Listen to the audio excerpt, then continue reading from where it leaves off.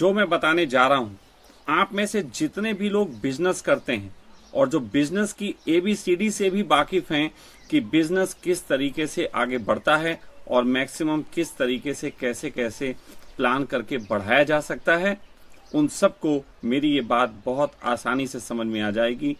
और यदि आज ये वीडियो आप सब ने आसानी से समझा, व्यापारी मित्रों ने आसानी से समझा, तो मैं फिर कल या परसों में उन सब के बीच वो बात रखूंगा कि कैसे इस देश के सभी व्यापारी मिलके ये जो गुलामी का एक बहुत बड़ा अभियान कई 100 वर्षों से चल रहा है, उसको विराम दे सकते हैं हम, और एक नई दुनिया जो वो बनाना चाहते हैं गुलामी की, वही नई दुनिया हम लोग किस तरीके से एक अच्छे इंसानियत के साथ चला सकते हैं, इस पे मैं फिर चर्चा करूंगा। लेकिन अगर हमेशा की तरह लोग इसको समझने को राजी नहीं हैं, लोग इसको फैलाने को राजी नहीं हैं, तो फिर मेरी वो बात भी किसी काम की नहीं कि हम दुनिया को कैसे बदलें। उस स्थिति में मैं बहुत स्पष्ट कहता हूं, हम सब गुलाम बनेंगे। मैं देखूंगा गुलाम बनते आप सबको, आप सब अपने आप को जीते देखिएगा। मैं भी उस गुलाम का भीड़ का एक हिस्सा ही होकर रह जाऊंगा। तो फिलहाल बात शुरू करते हैं कि ये रॉथचाइल्ड कौन थे और इनका आरंभ कहां से हुआ। रॉथचाइल्ड फैमिली ज्यूज फैमिली थी जो कि इटली में रहती थी। ज्यूज के संबंध में एक बहुत अद्भुत बात है, और इस बात के कारण आज तक रॉथचाइल्ड फैमिली का आपको बहुत नाम सुनाई नहीं देता। जिस प्रकार ज्यूज का आरंभ हुआ, ज्यूज दुनिया में संख्या में बहुत कम थे और इनको कई तरीके के लोगों ने दबाने की कोशिश की और ज्यूसों को सदा से दबाया गया। तो ज्यूस को एक बात समझ में आ गई थी कि यदि हम कुछ भी, कोई चीज इकट्ठी भी कर लें, कोई ताकत इकट्ठी भी कर लें, तो कहीं ना कहीं हमें दबा दिया जाएगा। इसलिए जो दबे कुचले लोग होते हैं वो अपने फेस को ऑन ना करके, फेस को ऑफ करके पैसा कमाने का काम करते हैं, जैसा कि ज्यूस में एक शिक्षा होती है। जैसे हमारे इंडिया में शिक्षा होती है कि हर आदमी अपना नाम करे, अपने बेटे को बताए कि उसे अपने पिता का नाम करना है, तो हम सब एक अहंकार की शिक्षा में घूमते हैं। हर आदमी अपने नाम को बढ़ाने के लिए कुछ ना कुछ करता रहता है।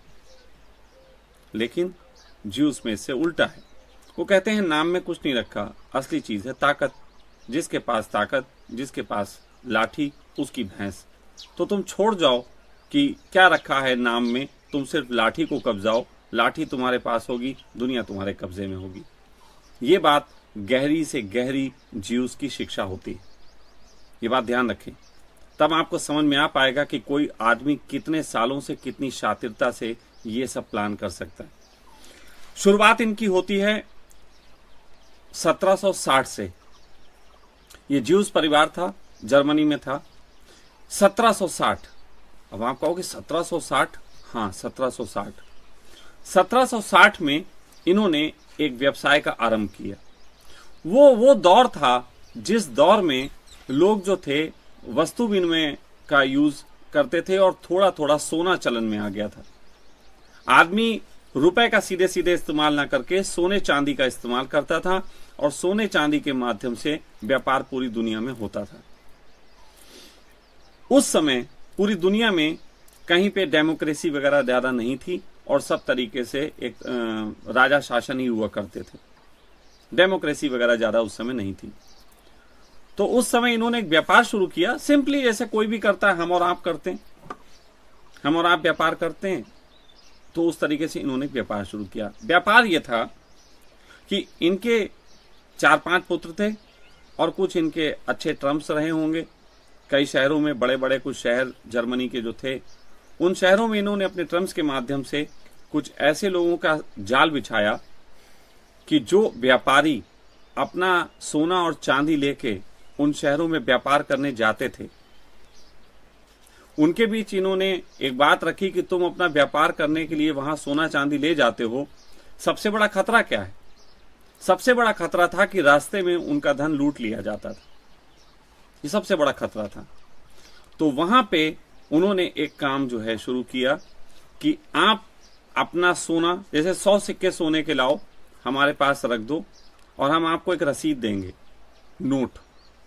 वो रसीद पे लिखा होगा कि ये आदमी ने हमें 100 सिक्के दिए, मैं इसे 100 सिक्के अदा करने का वचन देता हूं, और आप उसके बाद किसी भी शहर में जाओ, वहां पे हमारे सेंटर्स हैं, वहां जाके आप वो रसीद दिखाओ, आपको 100 सिक्के जो हैं वो 3 या 4 जो भी सिक्के काट के आपको बाकी सिक्के मिल जाएंगे।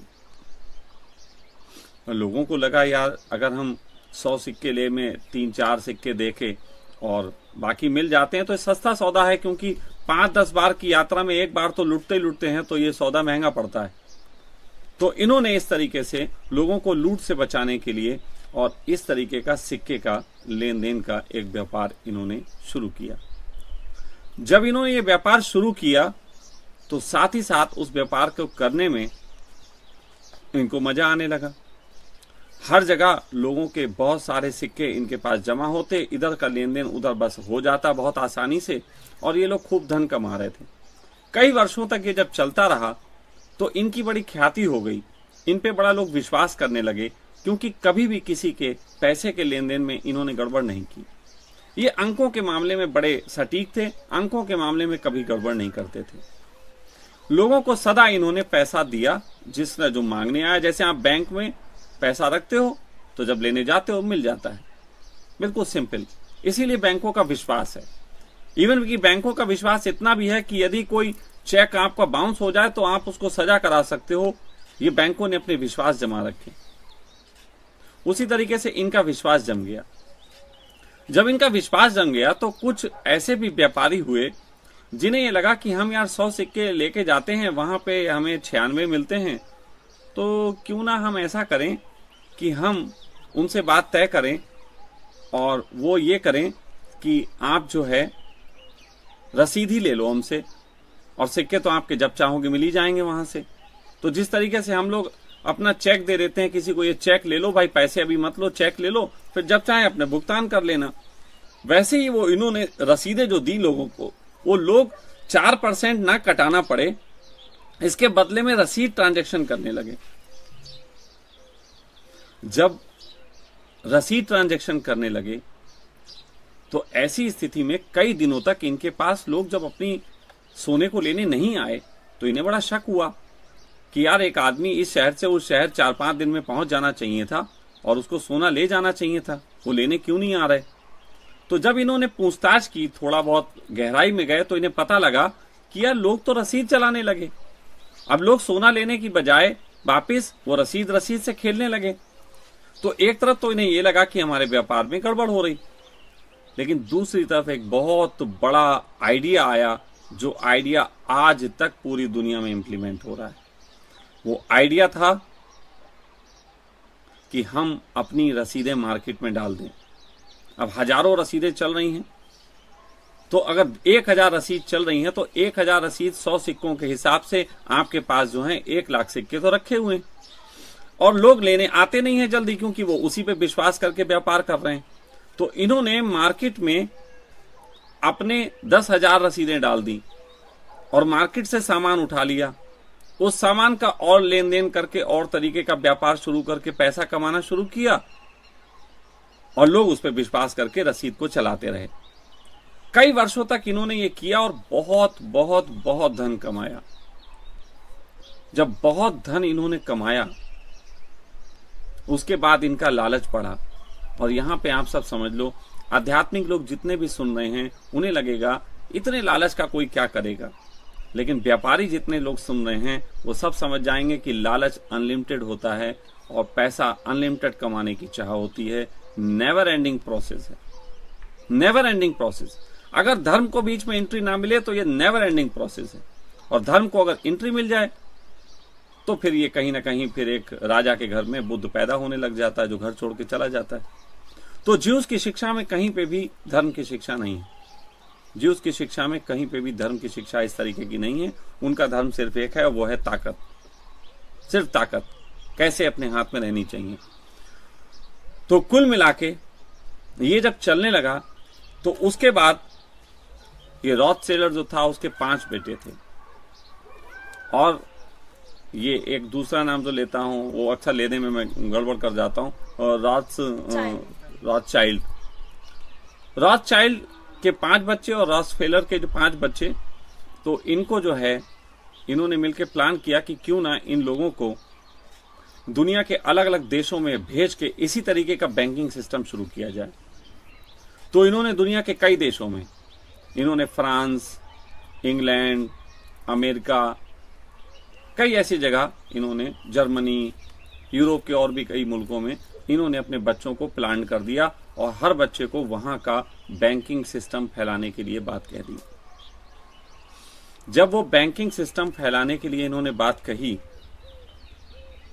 तब इनका काम जो था, अब आप सोच सकते हो कि एक देश में रह के जब ये कर रहे थे, ऐसा 10-20 शहरों के बीच में कर रहे थे, तो जब इन्होंने पूरे तरीके से ये कई देशों में फैला लिया होगा तो इनके पास कितना पैसा आया होगा। और वो पैसा अकूत था, और उस अकूत पैसे से जैसे ये जो फैला रहे थे और भी व्यापार खड़े कर रहे थे, जैसे कि ये जो भी चीजें मेटल्स होती थी उनके व्यापार इन्होंने बड़े खड़े कर दिए थे। इन्होंने साथ साथ उस समय के, इस समय में लड़ाइयां होती थी तो लड़ाइयों के लिए शस्त्र चाहिए होते थे, तो इन्होंने हथियारों की फैक्ट्री वगैरह भी खड़ी कर दी, और ये सब भी ये काम करने लगे साइड में। लेकिन मेन इनका बैंकिंग ही था। फिर एक बड़ी अजीब घटना घटी। बहुत अजीब घटना ये घटी कि नेपोलियन, फ्रांस का जो था, उसकी लड़ाई चली इंग्लैंड से, और फ्रांस और इंग्लैंड की जब लड़ाई चली तो ये कई साल तक लड़ाई चली। लेकिन जब ये लड़ाई बहुत ज्यादा चरम पे पहुंच गई तो कोई भी राजा जब लड़ता है तो शुरुआत में तो वो अपने धन से लड़ता है, लेकिन थोड़े समय बाद उसे धन की जरूरत पड़ जाती है और वो पब्लिक से मांगता है। पब्लिक से मांगने के लिए तब राजाओं के पास सीधा सीधा तरीका होता था कि भाई पब्लिक पैसे दो, हमें पैसे दो। लेकिन पब्लिक ऐसे पैसे कैसे देगी? तो या तो राजा उनके घर में घुस के पूरे तरीके से लगान वसूली के नाम पे उनका सोना चांदी सब छीन लेते थे, उससे पब्लिक में और आक्रोश फैलता था। तो कहीं ना कहीं इन्होंने जाके हिटलर से, उसे नेपोलियन से मिले और उधर इंग्लैंड के राजाओं से मुलाकात की, और इन्होंने दोनों कंट्रियों में उन लोगों को जाके समझाया कि हमारे ऊपर लोगों का विश्वास है और हम दुनिया को बेहतर तरीके से समझा सकते हैं कि वो आपको पैसा दें। और यहां से शुरुआत हुई बॉन्ड की। बॉन्ड एक व्यवस्था होती है जिसमें उन्होंने कहा कि आपका राजा युद्ध लड़ रहा है, आपके राजा को धन की जरूरत है, तो राजा को आप 10,000 रुपए दें, 10,000 के बदले में वो आपको एक बॉन्ड देगा। वो बॉन्ड अगर राजा जीत गया दूसरे देश को तो निश्चित ही राजा की तरक्की होगी, तो तुम्हारा बॉन्ड 10,000 का 20,000, 50,000, 1 लाख का भी हो सकता है। और यदि राजा हार गया तो तुम्हें तो लूट लेगी दूसरे देश की सेना। तो उस कंडीशन में राजा ना हारे तो तुम पैसा दो। अच्छी बात यही है कि तुम पैसा दे के राजा को मजबूत करो और जीतने की तरफ बढ़ो। ये बात नेपोलियन को भी समझ में आई और राजाओं को भी समझ में आई, और समझा ये लोग रहे थे, तो पब्लिक ने बहुत सारा बड़ी संख्या में पैसा इनकी तरफ फेंक दिया। सब सोना, उस समय सोना चांदी चल रहा है, उस समय ये वाले नोट नहीं चल रहे हैं, उस समय सोना चांदी चल रहा है, ध्यान रखना। अब सब लोगों ने अपना सोना चांदी निकाल के इन लोगों के हवाले कर दिया और इन्होंने राजा को वो पैसा दे दिया, और बीच में बॉन्ड दोनों तरफ इन्होंने कंट्रोल किए। फिर एक और कहानी करी इन्होंने, एक कहानी करी, और वो कहानी आप सर्च भी कर सकते हैं कि नेपोलियन के युद्ध के दौरान एक बार ऐसी खबर उड़ी कि नेपोलियन हार गया। और वो खबर जब उड़ी कि नेपोलियन हार गया तो फ्रांस में जो लोगों के बॉन्ड थे वो अचानक 10,000 रुपए से घट के 85 रुपए पे रह गए, 100 रुपए पे रह गए। तो लोगों का जो भी मिलता ले लो।